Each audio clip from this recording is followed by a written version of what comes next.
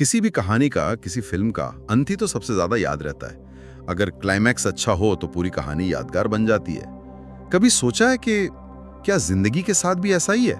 मतलब हमारे जीवन भर की मेहनत, सीख, प्यार, नफरत, इन सब का निचोड़ क्या किसी एक अंतिम पल पर आके टिक जाता है? आज हम भगवत गीता के 8वें अध्याय की गहराइयों में उतर रहे हैं। नाम है अक्षर ब्रह्म योग। और हमारे पास जो स्रोत हैं वो बताते हैं कि जीवन के अंतिम क्षणों का क्या रहस्य है और कैसे कैसे हमारी पूरी जिंदगी अनजाने में बस उसी एक पल की तैयारी है। और ये जो तैयारी है, ये किसी डर या दबाव की बात नहीं है। ये तो चेतना को साधने का एक विज्ञान है। आज हम यही समझने की कोशिश करेंगे। हमारे स्रोतों में अध्याय के सार से लेकर गांधी जी और इस्कॉन की व्याख्याएं सब शामिल हैं। और हमारा मकसद सिर्फ ये बताना नहीं है कि इस अध्याय में क्या लिखा है, बल्कि ये खोजना है कि आज की भागदौड़ भरी जिंदगी में हम उन सिद्धांतों को कैसे समझ सकते हैं, कैसे जी सकते हैं। तो चलिए शुरू करते हैं अर्जुन के उन सवालों से जो इस पूरे अध्याय की नींव रखते हैं। हाँ, और यही बात मुझे सबसे कमाल की लगती है। सोचिए जरा, कुरुक्षेत्र का मैदान है, दोनों तरफ सेनाएं खड़ी हैं, शंख बज चुके हैं, और उस भयानक तनाव के बीच में अर्जुन युद्ध की रणनीति नहीं पूछ रहे, वो जिंदगी और मौत के सबसे बड़े रहस्य पूछ रहे हैं। बिल्कुल, ये कोई शांत आश्रम में हो रही चर्चा तो है नहीं। ये जीवन की सबसे बड़ी कसौटी के बीच से निकले सवाल हैं। इस्कॉन के स्रोत के मुताबिक अर्जुन एक के बाद एक 7 सवाल पूछते हैं। किम तद ब्रह्म, किम अध्यात्मम, किम कर्म। यानी ये ब्रह्म क्या है जिसके बारे में सब बात करते हैं, आत्मा का असली स्वरूप क्या है, कर्म का असली मतलब क्या है, और फिर वो सबसे जरूरी सवाल पूछते हैं, मृत्यु के समय जब सब कुछ हाथ से छूट रहा होता है, तब आपको यानी ईश्वर को कैसे जाना जा सकता है। ये सिर्फ सवाल नहीं है, ये तो जैसे ब्रह्मांड के अल्टीमेट FAQ है। अर्जुन असल में वो यूनिवर्स के सोर्स कोड को समझना चाह रहे हैं, और ये एक योद्धा के मुंह से निकले दार्शनिक सवाल हैं, जो इन्हें और भी ज्यादा शक्तिशाली बना देते हैं।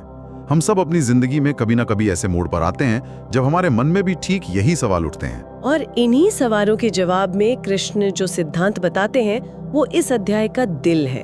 वो कहते हैं कि जीवन की अंतिम परीक्षा में सिर्फ एक ही चीज मायने रखती है, तुम्हारा अंतिम विचार। और यहीं पर कृष्ण का जवाब इस पूरी चर्चा को एक अलग ही लेवल पर ले जाता है। उनका पूरा जवाब इसी एक विचार पर टिका है कि मृत्यु के समय हमारी चेतना में जो भाव होता है वही हमारी अगली गति तय करता है। ये सुनने में जितना सीधा लगता है उतना है नहीं। बिल्कुल नहीं। ये एक तरह का, आप कह सकते हैं, आध्यात्मिक भौतिकी का नियम है। श्लोक 8:6 में कृष्ण साफ कहते हैं, यम यम वापि स्मरन भावम त्यज्यत्यन्ते कलेवरम तम तमे वेति कौन्तेय सदा तद भाव भावितः। यानी हे कुंती पुत्र, शरीर छोड़ते समय मनुष्य जिस जिस भाव का स्मरण करता है वो उसी भाव को प्राप्त होता है। पर यहाँ आखिरी लाइन बहुत जरूरी है, सदा तद भाव भावितः, मतलब क्योंकि वो हमेशा उसी भाव से भावित रहा। एक मिनट, इसका मतलब तो ये हुआ कि अगर किसी ने पूरी जिंदगी बहुत अच्छे काम किए लेकिन आखिरी पल में उसे किसी वजह से गुस्सा आ गया या कोई बेकार सा ख्याल मन में आ गया, तो क्या उसकी पूरी जिंदगी की अच्छाई बेकार हो गई? ये तो थोड़ा अजीब और शायद अनफेयर भी लगता है ना? बहुत अच्छा सवाल है, और यही वो शंका है जो ज्यादातर लोगों के मन में आती है। लेकिन कृष्ण यहाँ किस्मत या संयोग की बात नहीं कर रहे हैं, और यहीं पर गांधी जी की व्याख्या बहुत मदद करती है। वो समझाते हैं कि अंतिम विचार कोई लॉटरी का टिकट नहीं है जो अचानक लग जाएगा। ये हमारे जीवन भर के अभ्यास, हमारी आदतों, हमारी सोच का क्लाइमैक्स है। आपने जो उदाहरण दिया वो ऐसा ही है जैसे कोई एथलीट सालों तक ओलंपिक की तैयारी करे लेकिन फाइनल रेस के दिन उसे दौड़ना ही याद ना आए। ऐसा नहीं होता। अच्छा, तो आप कह रही हैं कि हम जिस चीज की प्रैक्टिस रोज करते हैं, दबाव के क्षणों में वही स्वाभाविक रूप से बाहर आती है। एग्जैक्टली। ये कुछ वैसा ही है जैसे आप गाड़ी चलाना सीखते हैं। शुरू में आपको गियर, क्लच, ब्रेक सब पर सचेत होकर ध्यान देना पड़ता है, लेकिन महीनों के अभ्यास के बाद ये आपकी मसल मेमोरी बन जाता है। फिर आप आराम से म्यूजिक सुनते हुए या बगल वाले से बात करते हुए भी सही समय पर गियर बदल लेते हैं, ब्रेक लगा लेते हैं। चेतना भी एक आदत है। अगर किसी ने जीवन भर अपनी चेतना को क्रोध, लालच या ईर्ष्या में डुबोए रखा तो तो ये उम्मीद करना कि अंतिम क्षण में उसे अचानक ईश्वर का दिव्य प्रेम याद आ जाएगा थोड़ा मुश्किल है। मृत्यु से बड़ा दबाव का क्षण और क्या हो सकता है? उस पल में आपकी सबसे गहरी आदत ही सतह पर आएगी।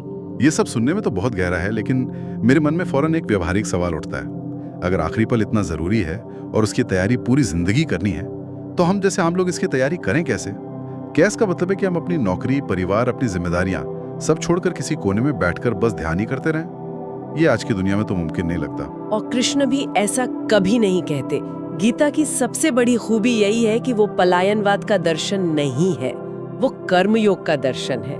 आपके सवाल का जवाब कृष्ण श्लोक 8-7 में देते हैं, जो शायद इस अध्याय का सबसे प्रैक्टिकल श्लोक है।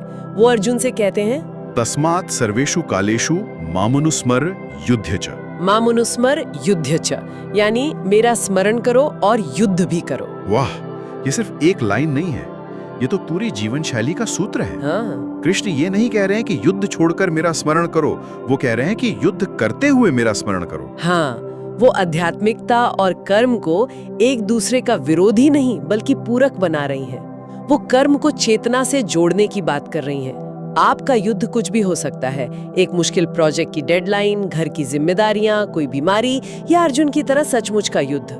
कृष्ण कह रहे हैं कि अपने बाहरी कर्तव्य को पूरी तरह निभाओ, लेकिन अपनी आंतरिक चेतना को मुझसे जोड़े रखो। ये एक आंतरिक अभ्यास है, बाहरी दिखावा नहीं। तो क्या कृष्ण एक तरह से माइंडफुलनेस की बात कर रहे हैं, लेकिन आज के स्ट्रेस कम करो वाले मतलब से कहीं ज्यादा गहरी?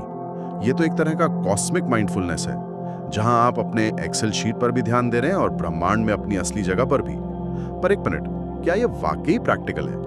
जब आप डेडलाइन के प्रेशर में हो या किसी मुश्किल क्लाइंट से डील कर रहे हो, तो क्या ईश्वर को याद रखना संभव है? कहीं एक सुपर ह्यूमन उम्मीद तो नहीं है? देखिए, कृष्ण ये नहीं कह रहे कि कोडिंग करते समय आप बीच बीच में मंत्र बोलना शुरू कर दें। स्मरण का मतलब सिर्फ जुबान से नाम लेना नहीं है, इसका गहरा मतलब है कर्म के पीछे की भावना को बदलना। जब आप अपना काम सिर्फ सैलरी, प्रमोशन या तारीफ के लिए नहीं, बल्कि उसे एक बड़ी चेतना को समर्पित करके एक यज्ञ की तरह करते हैं, तो वो काम ही पूजा बन जाता है।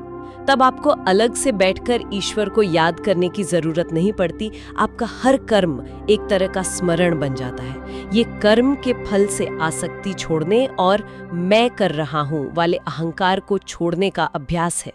शुरुआत में ये मुश्किल लगता है, लेकिन जैसे गाड़ी चलाना आदत बन जाता है, वैसे ही ये चेतना भी अभ्यास से सध जाती है। इसका मतलब ये हुआ कि आध्यात्मिकता को हिमालय की गुफाओं से निकालकर हमारे ऑफिस क्यूबिकल्स और किचन में लाया जा सकता है। कोई भी व्यक्ति, चाहे वो डॉक्टर हो, सैनिक हो या घर संभालने वाला इंसान हो, अपनी जगह पर रहते हुए इसका अभ्यास कर सकता है। ये बहुत ही समावेशी और लोकतांत्रिक सोच है। बिल्कुल, यही गीता का सौंदर्य है। ठीक है, तो हमने ये समझ लिया कि अंतिम विचार जरूरी है और उसकी तैयारी कर्म करते हुए चेतना को साध कर करनी है। लेकिन इस सब का अंतिम लक्ष्य क्या है? ये जो सही चीज सोचने का अभ्यास है, ये सिर्फ बेहतर अगला जीवन पाने के लिए है या फिर इसका लक्ष्य कुछ और भी बड़ा है? क्या हम इस पूरे जन्म मृत्यु के खेल से ही बाहर निकलने की बात कर रहे हैं? बिल्कुल, आपने सही पकड़ा। ये सिर्फ अगला अच्छा जन्म पाने की ट्रिक नहीं है। कृष्ण यहाँ इस पूरे सिस्टम से ग्रेजुएट होने का रास्ता बता रहे हैं। श्लोक 8.1 में वो बहुत साफ कहते हैं कि इस ब्रह्मांड में सबसे ऊंचा लोक, ब्रह्म लोक, भी अस्थायी है। वहां से लेकर नीचे के सभी लोकों में बार बार जन्म मृत्यु का चक्र चलता रहता है। वो कहते हैं कि ये सभी लोग दुखालयम शाश्वतम है, यानी दुख के घर हैं और अस्थायी हैं। लेकिन जो मेरे परम धाम को पा लेता है, उसका फिर से जन्म नहीं होता। तो ये एक तरह से इस लौकिक मैट्रिक्स से बाहर निकलने का रास्ता है। स्रोतों में, खासकर गांधी जी की व्याख्या में, इस परम धाम को समझाने के लिए प्रकृति के दो अव्यक्त या अनमैनिफेस्ट रूपों की बात की गई है। एक वो है जो बदलता रहता है, जिससे ये दुनिया बनती बिगड़ती है, और एक उससे भी परे है जो कभी नहीं बदलता। ये थोड़ा कंफ्यूजिंग है। क्या ये दो तरह की शून्यता जैसी कोई बात है? इसे एक सरल एनालॉजी से समझते हैं। मान लीजिए एक कंप्यूटर स्क्रीन है। जब आप कंप्यूटर ऑन करते हैं तो उस पर हजारों लाखों छवियां, वीडियो, टेक्स्ट आते हैं और चले जाते हैं।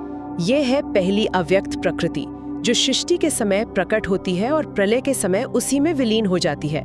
यह भी अस्थायी है। लेकिन वो स्क्रीन खुद जिस पर ये सब हो रहा है वो इन छवियों के आने जाने से नहीं बदलती। वो हमेशा मौजूद है, चाहे कंप्यूटर ऑन हो या ऑफ हो। वो है दूसरा, अविनाशी अव्यक्त, जिसे कृष्ण अपना परम धाम या ब्रह्म कहते हैं। लक्ष्य उसी अविनाशी स्क्रीन को पाना है, ना कि उस पर चलने वाली क्षणिक छवियों में खो जाना। ये बहुत अच्छी तरह से समझ आया।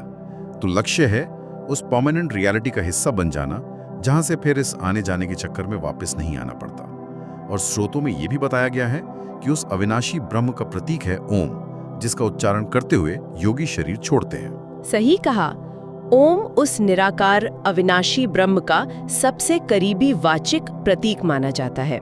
इस अध्याय में उस अवस्था को पाने की एक ध्यान विधि का भी वर्णन है कि कैसे मन को सभी इंद्रियों से खींचकर हृदय में स्थिर करके, प्राणों को भौहों के बीच स्थापित करके और ओम का जाप करते हुए ईश्वर का स्मरण करना है। ये उस परम अवस्था को पाने की एक उन्नत योगिक प्रक्रिया है। तो अगर हम इस पूरी चर्चा को समेटें तो भगवद गीता का 8वां अध्याय हमें ये सिखाता है कि जीवन के अंतिम विचार का जबरदस्त महत्व है। लेकिन वो विचार कोई अचानक आया ख्याल नहीं, बल्कि हमारी पूरी जिंदगी की आदतों, सोच और अभ्यास का नतीजा है। और ये अभ्यास अपनी जिम्मेदारियों से भागकर नहीं, बल्कि उन्हें निभाते हुए, उनके साथ साथ ईश्वर का स्मरण करते हुए करना है। ये कर्म और भक्ति को एक साथ साधने की कला है। लेकिन इसमें एक और बहुत खूबसूरत और आशा देने वाली बात है जो अध्याय के बिल्कुल अंत में कही गई है। हाँ, ये बात मुझे भी बहुत आकर्षक लगी। ये रास्ता सिर्फ कुछ खास ज्ञानी ध्यानी लोगों के लिए नहीं है ना? बिल्कुल नहीं। श्लोक 8.28 का सार यही है। कृष्ण कहते हैं कि जो व्यक्ति भक्ति के इस रास्ते पर चलता है, उसे वो सारे फायदे अपने आप मिल जाते हैं जो किसी को वेद पढ़ने, बड़े बड़े यज्ञ करने, तपस्या करने या भारी दान पुण्य करने से मिलते, बल्कि वो इन सब से मिलने वाले फलों को पार करके सीधा परम धाम पहुंचता है। ये भक्ति योग की महिमा है। ये एक तरह का एक्सप्रेस वे है जो सभी पुण्य कर्मों के फल को अपने आप में समाहित कर लेता है और आपको मंजिल तक ले जाता है। ये वाकई एक बहुत ही मुक्तिदायक विचार है। इसका मतलब है कि किसी की सामाजिक स्थिति, शिक्षा या पृष्ठभूमि चाहे जो भी हो, अगर वो सच्ची लगन और अभ्यास से अपनी चेतना को ईश्वर से जोड़ता है, तो वो सर्वोच्च लक्ष्य को पा सकता है। ये रास्ता सबके लिए खुला है। बिल्कुल। शर्त केवल सच्चे लगन और निरंतर अभ्यास की है, फिर चाहे आप कुरुक्षेत्र के मैदान में हो या अपने ऑफिस की कुर्सी पर। ये पूरी चर्चा मुझे एक बहुत जरूरी सवाल पर लाकर छोड़ देती है। अगर हमारे हर दिन की आदतें और हमारे हर पल के विचार ही हमारे अंतिम क्षण को आकार दे रहे हैं, तो आज का दिन उस अंतिम तैयारी में कैसे गिना जा सकता है? मैंने आज किस विचार का सबसे ज्यादा अभ्यास किया?